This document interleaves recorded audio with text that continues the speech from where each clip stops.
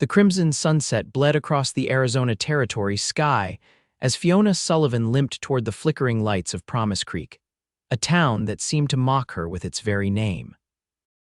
Her left arm hung uselessly at her side, riddled with scars both visible and hidden, much like the tattered remains of her heart. The year was 1878, and at 24, Fiona had already lived several lifetimes of pain. The 2-day journey from the stagecoach accident had left her parched and weary. The other passengers hadn't survived the ambush, neither had the driver. Only Fiona had crawled from the wreckage, another cruel twist of fate that forced her to keep living when dying seemed the kinder option. The main street of Promise Creek stretched before her, lined with wooden boardwalks and buildings typical of growing Western settlements. A saloon's piano music drifted through the evening air, punctuated by occasional bursts of laughter that sounded foreign to Fiona's ears. She hadn't truly laughed in over 3 years. As she stumbled toward what appeared to be a hotel, her vision began to swim. The last of her strength ebbed away with each painful step. Just as darkness crowded the edges of her consciousness, Fiona felt strong arms catch her falling form. "Whoa there, miss," came a deep voice, steady as the mountains on the horizon. Through the haze of exhaustion, Fiona glimpsed kind eyes beneath the brim of a worn cowboy hat before consciousness slipped away entirely. When Fiona awoke, she found herself in an unfamiliar room. Sunlight streamed through cotton curtains, illuminating simple but clean furnishings. Her wounds had been dressed, and someone had changed her into a nightgown that smelled of lavender. "You're finally awake," said an older woman with gray, streaked hair, entering with a tray of steaming food. "I'm Martha Wilson, the doctor's wife. You gave us quite a scare, Miss Sullivan." Fiona struggled to sit up. "How do you know my name?" "You had a letter in your pocket," Martha explained. "From San Francisco, we needed to identify you somehow." The mention of the letter made Fiona's stomach clench. "Where am I?" "You're at our home, behind the doctor's office. My husband patched you up, and Hank O'Malley brought you here after you collapsed on Main Street." Martha set down the tray. "That boy has a knack for being in the right place at the right time." Fiona stared at the food without appetite. "How long have I been here?" 2 days, coming in and out of consciousness. That arm of yours is badly infected, not to mention those older injuries that never healed right." Martha's eyes held no pity, only professional assessment. "My husband says you're lucky to still have that arm." Fiona turned away. "Perhaps lucky isn't the word I'd choose." Martha's expression softened. "Well, whatever you've been through, you're safe now. Promise Creek is a decent place with decent folks." "Nowhere is safe," Fiona murmured, more to herself than to Martha. For the next week, Fiona recovered in the doctor's home. Dr. Wilson lanced the infection in her arm and reset the old break that had never properly healed. The pain was excruciating, but Fiona barely made a sound. Physical pain was an old companion. On the 8th day, as Fiona sat by the window watching the town's activities, there was a knock at the door. Martha ushered in a tall man wearing a faded blue shirt, worn leather vest, and denim pants. His sandy brown hair was slightly damp, as if he'd just washed up, and his clean-shaven jaw revealed a small scar near his chin. "Miss Sullivan," Martha said, "this is Hank O'Malley, the man who brought you to us." Hank removed his hat, revealing eyes the color of a summer sky. "Madam," he said with a slight nod, "glad to see you're on the mend." Fiona tensed, clutching the shawl Martha had lent her closer to her body. "Thank you for your assistance, Mr. O'Malley. Just Hank is fine." His voice was gentle, like he was talking to a spooked horse. "I brought something that might belong to you." He reached into his pocket and pulled out a small silver locket. Fiona's breath caught. Her hand instinctively went to her throat where the locket should have been. "Where did you find this?" "Near where the stagecoach was attacked." "I've been riding patrol for Sheriff Davis, and we went back to investigate." His eyes clouded. "I'm sorry about what happened out there." Fiona took the locket with trembling fingers. "Thank you," she whispered, unable to meet his gaze. Martha cleared her throat. "Hank here runs the Circle O Ranch just outside of town, one of the most successful operations in the territory." Hank shifted uncomfortably at the praise. "It's a decent spread, nothing fancy. Mr. O'Malley. Hank also happens to be looking for a schoolteacher," Martha continued, her intentions transparent. Our last one left to get married 3 months ago. Fiona looked up sharply. I'm not a teacher. But you're educated, Martha pressed. I've seen your handwriting in the journal, Doctor. Wilson asked you to keep for your recovery, and you mentioned you worked as a governess in San Francisco. That was before. Fiona's voice hardened. I'm not that person anymore. Hank studied her with those perceptive blue eyes. Everyone deserves a fresh start, Miss Sullivan. Especially out here. I don't need your charity. It's not charity, it's a job. He placed his hat back on his head. The position pays $30 a month plus room and board at the schoolhouse. Think about it. He nodded politely and took his leave. After he'd gone, Martha sat beside Fiona. What are your plans, dear? You can't stay here forever and you need income. Fiona gazed at the silver locket in her palm, the only connection to a life that no longer existed. I was headed to Tucson. My cousin lives there. Does this cousin know you're coming? Fiona's silence was answer enough. The schoolteacher position would give you time, Martha said gently. Time to heal, to decide your next steps, and Promise Creek needs someone like you. You don't know what I'm like, Fiona replied bitterly. I know you're a survivor, Martha said, standing. And out here, that's the quality we value most. 2 days later, Fiona agreed to take the teaching position, if only to repay her debt to the Wilsons. The schoolhouse was a simple one-room building with attached living quarters, modest but clean. 27 children were enrolled, ranging from 6 to 16 years of age. On her first morning as the new schoolteacher, Fiona stood before her pupils with rigid posture that belied her nervousness. Her left arm, still in a sling, throbbed dully. Good morning, she began formally. I am Miss Sullivan. I will be your teacher until the school board finds a more suitable replacement. A small girl in the front row raised her hand.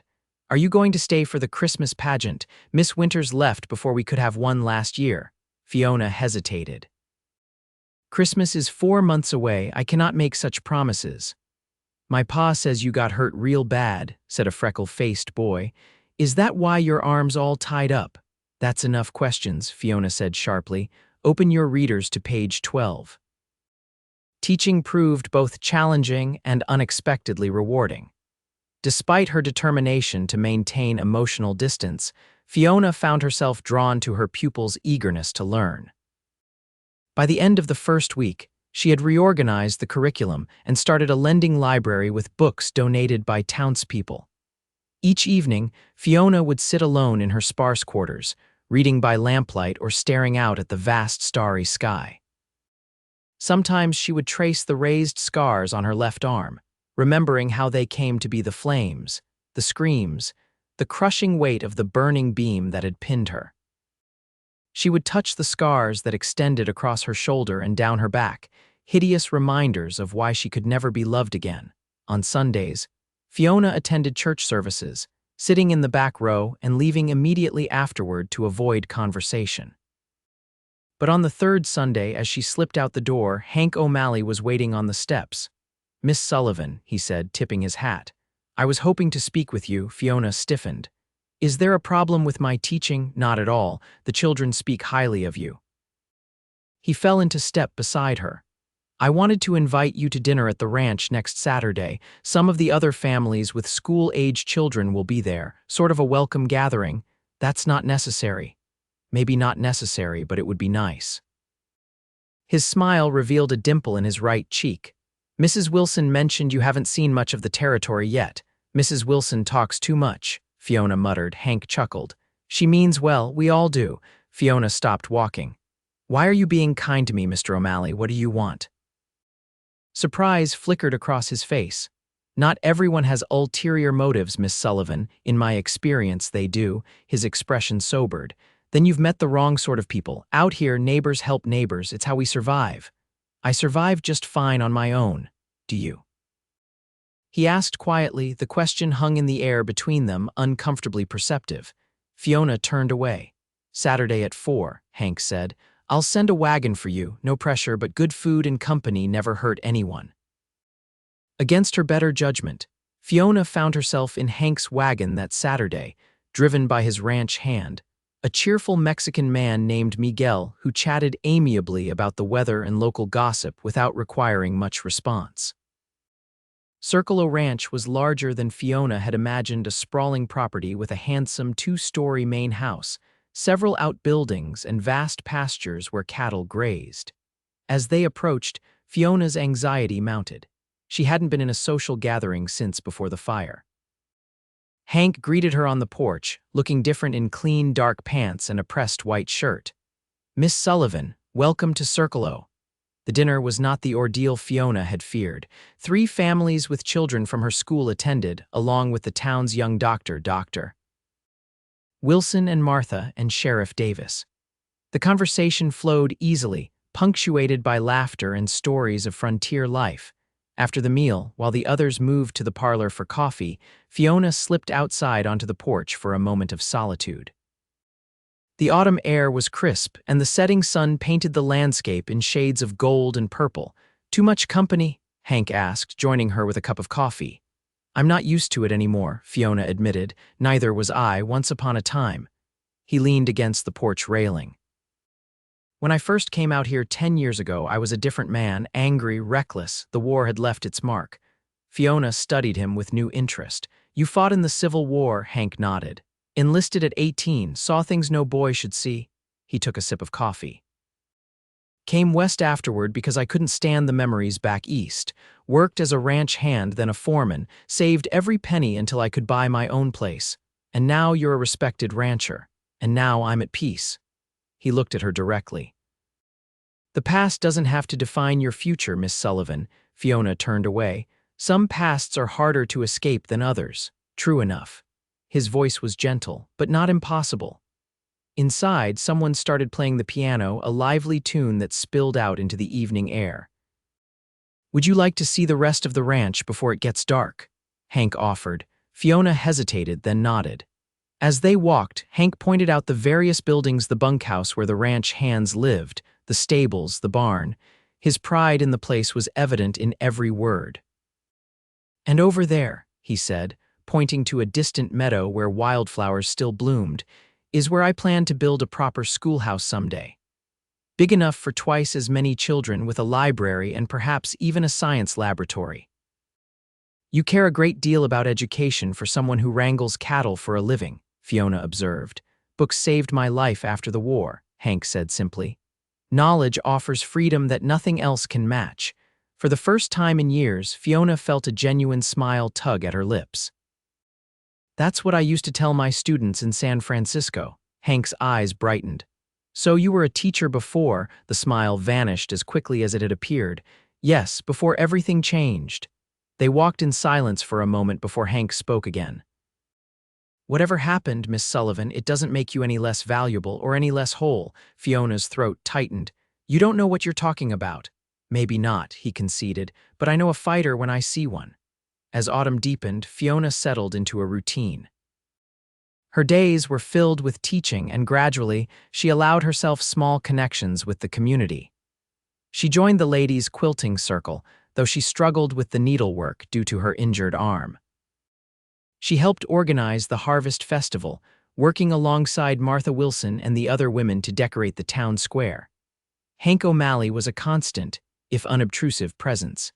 He would appear at the schoolhouse with books for her lending library or stop by with fresh vegetables from his garden. He never pressed her for personal information, but offered pieces of himself, instead stories of cattle drives and the early days of Promise Creek, tales of his childhood in Pennsylvania. One crisp November afternoon, as Fiona dismissed her students, she found Hank waiting outside with 2 horses. "Afternoon, Miss Sullivan," he said cheerfully. "Thought you might like to see the countryside before winter sets in properly." Fiona hesitated. "I haven't ridden in years." "Daisy here is gentle as a lamb," he assured her, patting the dappled mare, "and your arm seems stronger these days." It was true. Dr. Wilson had removed the sling the previous week, though Fiona still lacked full mobility and strength.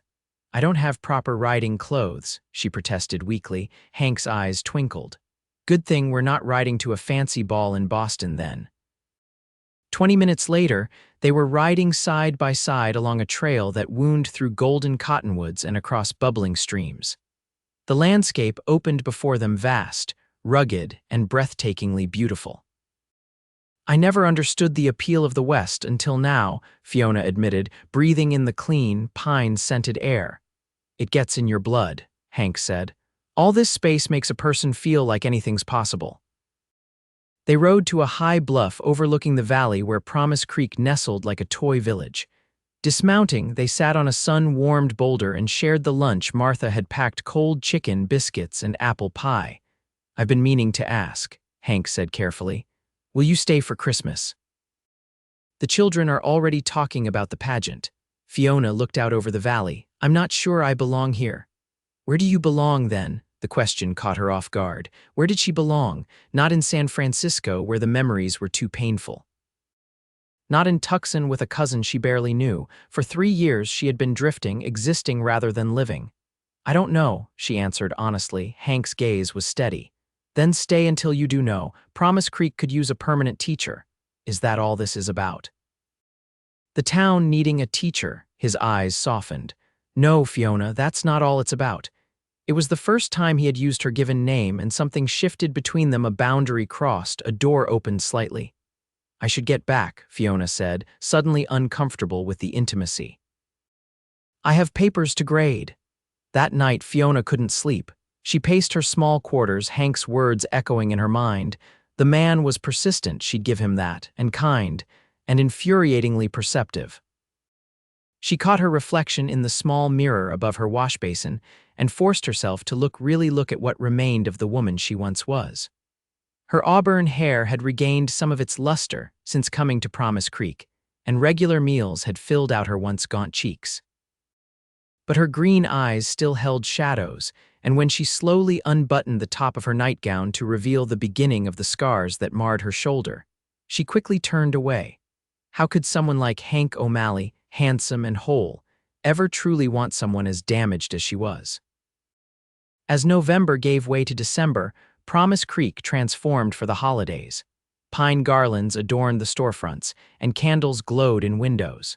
The Christmas pageant consumed Fiona's days as she worked with her students on their performances. One evening, as she stayed late at the schoolhouse sewing costumes, the door opened to admit Hank, his arms laden with firewood. Thought you could use this, he said, depositing the logs beside the stove. It's getting colder at night. Thank you, Fiona said, not looking up from her stitching. Hank watched her for a moment. You're good with them, the children. They make it easy, they're eager to learn, they adore you, he corrected. Tommy Jenkins hasn't stopped talking about the star charts you made, and little Sarah Miller tells everyone her teacher is the smartest lady in the territory. Fiona felt a blush creep up her neck. They exaggerate. I don't think so. Hank pulled up a chair. Need help with those costumes. You sew. I mend my own shirts. Can't be too picky out here. He picked up a shepherd's robe with a torn seam. Besides, my mother taught all her sons to be self-sufficient. They worked in companionable silence for a while, the only sounds the crackling of the fire and the soft whisper of thread through fabric.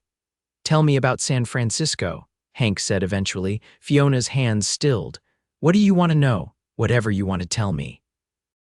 She resumed sewing, her stitches neat and precise.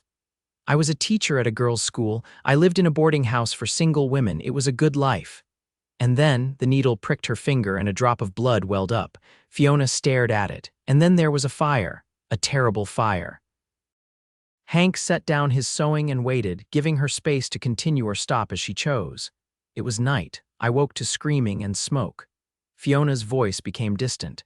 The staircase was already engulfed. Some of us gathered on the upper landing. One of the women had a baby. I helped them find another way out through a window and onto the roof of the adjacent building.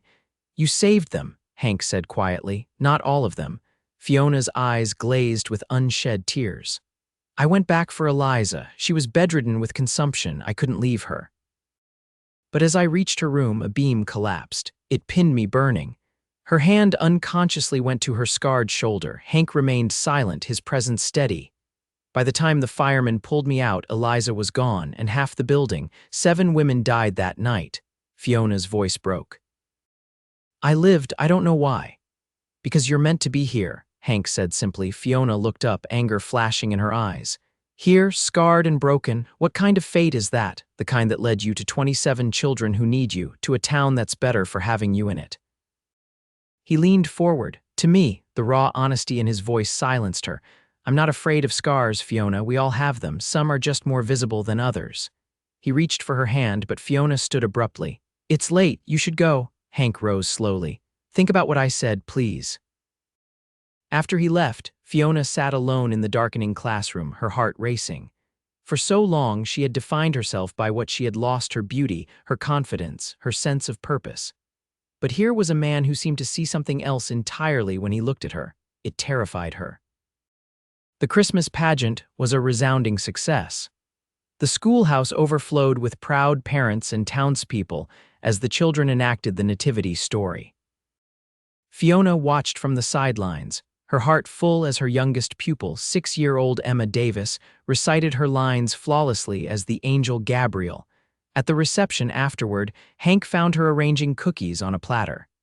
You've worked miracles with these children, he said. Even Billy Thompson remembered his lines, and that boy can't remember to wash his hands before dinner. Fiona smiled despite herself. They worked hard, because they wanted to please you. Hank took a cookie. I have something for you, an early Christmas gift. From his pocket, he produced a small package wrapped in brown paper and tied with a red ribbon.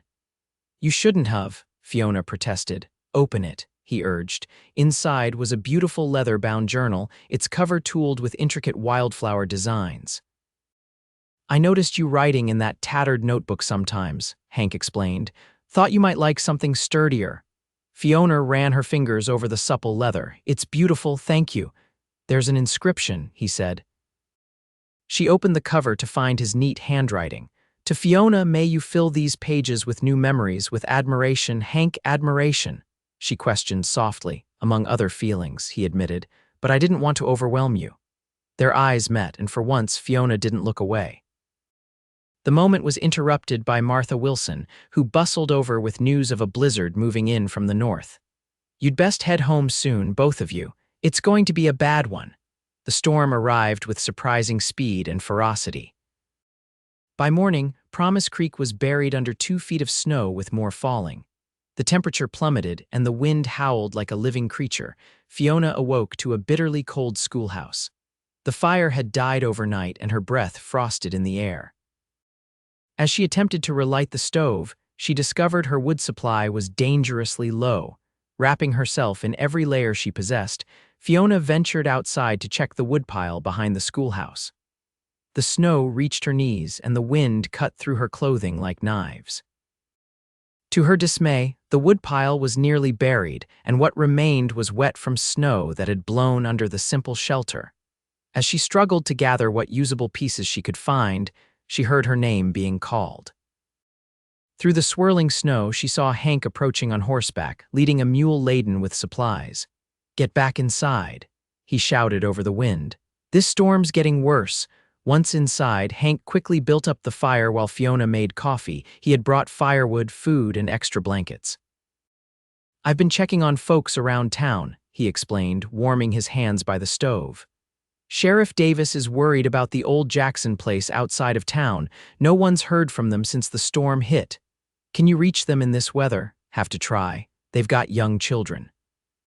Hank's expression was grim. I'm gathering volunteers. We'll head out as soon as the worst passes. That could be days. Which is why we can't wait longer, he hesitated. I wanted to make sure you were safe first. Their eyes met across the small room and something unspoken passed between them. Fiona moved closer, drawn by a force she couldn't name. Be careful, she said softly. Hank reached out slowly and brushed a strand of hair from her face. I'm coming back, Fiona, count on it. After he left, Fiona stood by the window watching his figure disappear into the white void. Fear clutched at her heart, not for herself this time, but for him. The blizzard raged for 3 days. Fiona kept the fire burning and worried. On the afternoon of the 3rd day, as the storm finally began to abate, there was a commotion outside. Fiona opened her door to find Sheriff Davis helping a half-frozen Hank down from his horse. He's got frostbite and maybe broken ribs, the sheriff explained as they brought him inside. Fool rode out in the worst of it to bring the Jackson family back to town. Hank's face was pale beneath wind-burnt cheeks, and he winced with each breath. Sorry to impose, he managed, his voice raspy. Don't talk, Fiona ordered, already clearing her bed. Sheriff, help me get his wet clothes off, and fetch Dr. Wilson if you can reach him. For the next hours, Fiona tended to Hank as she had once been tended. She wrapped his frost-beaten fingers and toes, bound his ribs where an ugly bruise was forming, and spooned broth into him when he was lucid enough to swallow. Dr. Wilson arrived late that evening, trudging through waist-high snowdrifts. After examining Hank, he confirmed 2 broken ribs and mild frostbite. He'll recover, the doctor assured Fiona. Thanks to your quick care, keep him warm and resting for at least a week. After the doctor left, Fiona sat beside Hank's sleeping form, watching the steady rise and fall of his chest. In sleep, his face was boyish, the worry lines smoothed away. She found herself reaching out to touch his cheek, then quickly withdrew her hand when his eyes fluttered open. The Jacksons? He asked immediately. Safe at the Wilsons' house, Fiona assured him. You saved them. We all did. Sheriff Miguel Others. His voice trailed off. You've been taking care of me, returning the favor. A ghost of a smile touched his lips. Does this mean you're staying in Promise Creek? Rest now, Fiona said, avoiding the question. We'll talk later. But as the days passed and Hank slowly recovered in her care, Fiona found her walls crumbling. They talked for hours about books they had read, places they had seen, dreams they once had. Hank told her of losing his younger brother in the war and his struggle to find purpose afterward. Fiona shared more about her life before the fire, her childhood in Boston, her decision to become a teacher, her journey west seeking independence. On the 5th day, as Fiona changed the bandages on his hands, Hank caught her wrist gently. You've been avoiding my question, he said. Fiona kept her eyes on her task. Which one? About staying in Promise Creek. She secured the last bandage and sat back. I don't know what to say. Say you'll stay, at least think about it. His blue eyes searched her face. The children need you, the town needs you. And you. The question slipped out before she could stop it. I think you know the answer to that. His voice was low, intimate. I've been falling in love with you since the moment you opened your eyes in the Wilsons' house and looked at me with those fierce green eyes of yours. Fiona's heart hammered in her chest. You can't love me. Too late, he said simply. You don't know what you're saying, you haven't seen. Her voice caught. My scars, they're hideous.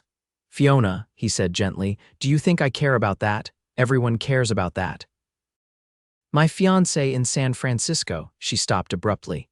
You were engaged, Fiona nodded, the painful memory washing over her. Robert visited me in the hospital after the fire. When he saw what remained of me, he couldn't hide his revulsion. He tried, but he broke our engagement a week later. Then he was a fool who never deserved you, Hank said fiercely, and nothing like me. You say that now, but show me, Hank challenged. Show me these scars you think will drive me away. Fiona stared at him, heart pounding. I can't, you can, he said softly. I'm not going anywhere, Fiona. With trembling hands, Fiona slowly unbuttoned the top of her dress, exposing her left shoulder and the upper part of her back where angry red scars twisted across once smooth skin. She kept her eyes downcast, unable to watch his reaction. For a long moment, there was silence. Then she felt the gentle touch of his fingers tracing the path of a scar. You survived, he whispered. These are badges of courage, not marks of shame. Tears welled in Fiona's eyes. They're ugly. No, Hank's voice was firm. They're part of you, and there is nothing about you that could ever be ugly to me. And then, with infinite tenderness, he leaned forward and pressed his lips to the worst of the scars on her shoulder. You're whole, Fiona, he murmured against her skin. Perfectly, beautifully whole. A sob escaped her as years of pain and shame began to crack and fall away. Hank gathered her carefully in his arms, mindful of his injuries, and held her as she wept. When the storm of emotion passed, Fiona found herself curled against Hank's side, his heartbeat steady beneath her ear. I'm afraid, she admitted. Of what? Of believing in this, in us, in a future I never thought I could have. Courage isn't the absence of fear, Hank said, stroking her hair. It's moving forward despite it. Fiona lifted her head to look at him. When did you become so wise, Cowboy? His lips curved in a smile. About the time I fell in love with a schoolteacher who's too stubborn to see her own worth. This time, when he leaned in to kiss her, Fiona met him halfway. Spring came early to Promise Creek that year. The snow melted, revealing tender green shoots pushing through the soil. Wildflowers dotted the hillsides, and the creek swelled with snowmelt, its voice a constant song of renewal. Fiona stood on the steps of the schoolhouse watching her students play during their midday break. Her left arm, though still not as strong as her right, had regained most of its mobility thanks to exercises Dr. Wilson had prescribed, and Hank had patiently helped her perform each evening. So much had changed since that snowy week in December. Fiona had officially accepted the permanent teaching position, and the town council had approved plans for a new, larger schoolhouse to be built that summer. She had written to her cousin in Tucson, sharing her decision to make Promise Creek her home, and then there was Hank. Their courtship had progressed with a steadiness that reflected the man himself, reliable, patient, and deeply genuine. He courted her properly, with chaperone dinners and Sunday walks after church, much to Martha Wilson's approval and barely concealed delight. The sound of hoofbeats drew Fiona's attention to the road where Hank approached on his favorite stallion. The sight of him still made her heart race, tall and straight-backed in the saddle, his face breaking into a smile that was reserved just for her. "Miss Sullivan," he called, dismounting. "Beautiful day for a picnic, wouldn't you say?" The children immediately surrounded him, clamoring for attention. Hank had become a favorite visitor at the school, bringing interesting rocks or arrowheads he found on his property and telling stories of cattle drives and the early days of the territory. "Mr. O'Malley," Fiona replied, trying to maintain a professional demeanor despite the warmth spreading through her chest. "We're in the middle of lessons." "I spoke with the school board," he said, his eyes twinkling. They agreed the children deserve an afternoon off to enjoy the first real day of spring. A cheer went up from the students, and Fiona couldn't help but laugh. "You're undermining my authority, sir. Just expanding the curriculum to include nature studies." He gestured to the wagon that had just pulled up behind him, driven by Miguel. "I've brought enough food for everyone," and Mrs. Wilson sent along her famous apple tarts. An hour later, the entire school had relocated to a meadow near the creek. The children played games or explored under Miguel's watchful eye, while Fiona and Hank sat on a blanket beneath a cottonwood tree whose leaves were just beginning to unfurl. "This was a wonderful idea," Fiona admitted, watching as her oldest student taught the younger ones how to skip stones across the creek's surface. "I have occasionally good ideas," Hank agreed, stretching out beside her. "My best one was asking you to stay in Promise Creek." Fiona smiled, her hand finding his. "I thought my staying was my idea. We can share the credit." He brought her hand to his lips. "I have another idea I'd like your opinion on." "Oh," Hank sat up, suddenly serious. "I've been thinking about the future, about us." Fiona's heart skipped. "Have you? You know I love you," he said simply. "These past months have been the happiest of my life. I want all my remaining years to be just as happy."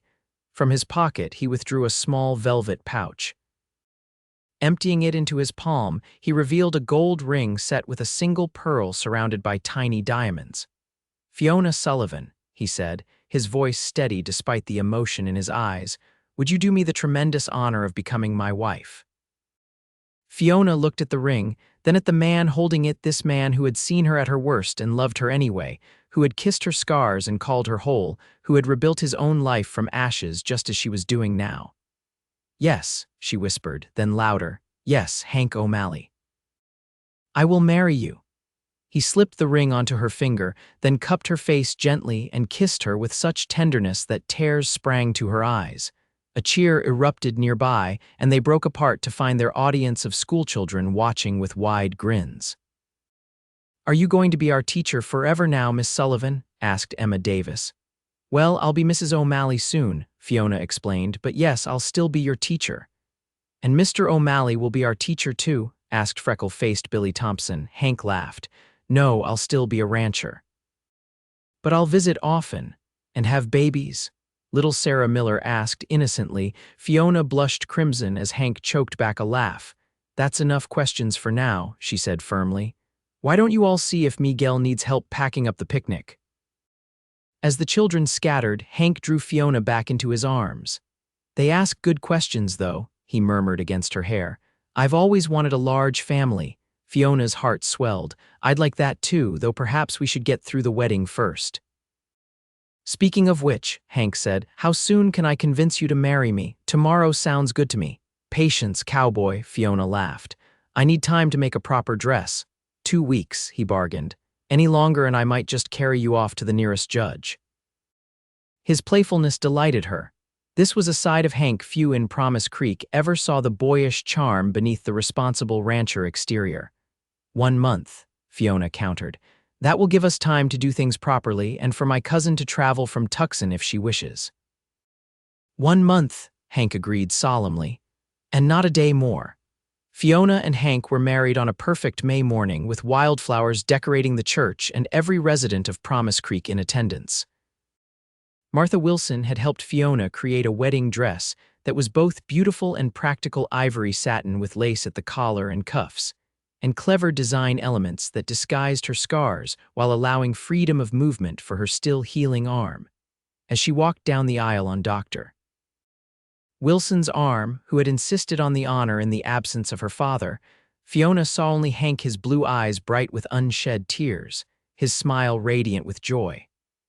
The broken, scarred woman who had stumbled into Promise Creek 8 months earlier seemed like a distant memory. You are the most beautiful bride I've ever seen, Hank whispered as she reached him. You're biased, Fiona whispered back. Completely, he agreed without shame. Their vows were simple and heartfelt. When Hank promised to cherish her in sickness and in health, in good times and bad, for all the days of my life, Fiona knew with bone-deep certainty that he meant every word. The celebration afterward lasted well into the evening, with dancing in the town square and enough food to feed 3 Promise Creeks. As the sun began to set, Hank led Fiona to his waiting carriage, decorated with ribbons and flowers by his mischievous ranch hands. Ready to go home, Mrs. O'Malley? He asked, helping her inside. Home. The word had never sounded so sweet. Circle O Ranch welcomed its new mistress with golden lamplights spilling from every window. During their engagement, Fiona had visited often, helping Hank plan renovations to the main house that included expanding the library and adding a proper music room for the piano Hank had ordered from back east as a wedding gift.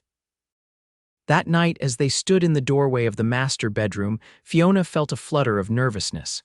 Hank had seen her scars, yes, but not all of them. As if reading her thoughts, Hank took her hands in his. We have all the time in the world, Fiona. Nothing needs to happen tonight that you're not ready for. His understanding nearly undid her. It's not that I don't want to, she explained haltingly. I'm just afraid you'll be disappointed when you see all of me. Hank's expression softened. The only thing that would disappoint me is if you still believe I could love you any less because of your scars. Slowly, reverently, he began to undo the buttons of her dress, his eyes never leaving hers. You survived, Fiona. These marks are proof of your strength, your courage, your incredible heart. As each scar was revealed, Hank kissed it gently, murmuring words of love and admiration until Fiona's fears melted away, replaced by a warmth that had nothing to do with shame and everything to do with being truly seen and accepted. That night, Hank showed Fiona that she was not merely whole but magnificent, a woman worthy of devotion, desire, and the deepest kind of love. In the years that followed, the legend of Hank and Fiona O'Malley grew throughout the territory. Their ranch prospered, expanding to include not only cattle but also the finest horses outside of Kentucky. The new schoolhouse was built as planned, with Fiona continuing to teach until the birth of their first child, a son they named William after Hank's fallen brother. 3 more children followed, twin girls with their mother's auburn hair and their father's blue eyes, and another boy who arrived unexpectedly when Fiona was 40, a miracle they hadn't dared hope for. All 4 children grew up knowing the values their parents held dear: honesty, compassion, resilience, and the unshakable belief that love sees beyond surface appearances to the truth of a person's heart. Fiona's scars faded somewhat with time, but never completely disappeared. On warm summer evenings, she could often be found on the porch swing with Hank, his arm around her as he absently traced the marks on her shoulder not with pity or revulsion, but with the same tenderness he had shown that first time in the schoolhouse during the blizzard. "What are you thinking about, Mrs. O'Malley?" Hank would sometimes ask, catching her lost in thought, and Fiona would smile, leaning into his solid warmth. How a broken woman found her way to Promise Creek and discovered she wasn't broken at all. Hank would kiss her then, the same way he had for decades, like she was precious beyond measure, scarred and whole and perfectly, completely loved. Promise Creek grew from a struggling settlement into a proper town with a railroad station, a brick schoolhouse, and a reputation for being one of the most progressive communities in the Arizona Territory. Fiona and Hank were central to that transformation, using their influence and resources to ensure education was available to all children regardless of background or means. In 1913, when Arizona had been a state for just over a year, Promise Creek celebrated its 50th anniversary. By then, Hank's hair was silver and Fiona's auburn had faded to a softer shade streaked with white, but their love remained as vibrant as ever. At the celebration, surrounded by their children, grandchildren, and the community they had helped build, they were asked to share the secret to their long and happy marriage. Hank looked at Fiona, his blue eyes still bright and clear, and smiled that special smile that had always been just for her. "The secret," he said, taking her hand in his weathered one, "is to see beyond the visible to what truly matters. When I found this remarkable woman, she thought she was too broken for love. I kissed her scars and told her she was whole. I was wrong, though." Fiona looked at him in surprise. "She wasn't just whole," Hank continued, his voice strong despite his 73 years. "She was extraordinary, and every day since has only proven how right I was to fall in love with her." As applause filled the town square, Fiona leaned close to whisper in her husband's ear, "And to think I almost rode that stagecoach to Tucson instead." Hank chuckled and pressed a kiss to her temple. "The finest moment of my life was when you collapsed at my feet on Main Street." "Romantic as always, Cowboy," Fiona teased. "Only with you, my love," he replied. "Only with you." And in that moment, as in every moment since that winter day when Hank had first kissed her scars and declared her whole, Fiona Sullivan O'Malley knew that some broken things were meant to be broken, because only then could they be rebuilt into something even more beautiful, more resilient, and more precious than before.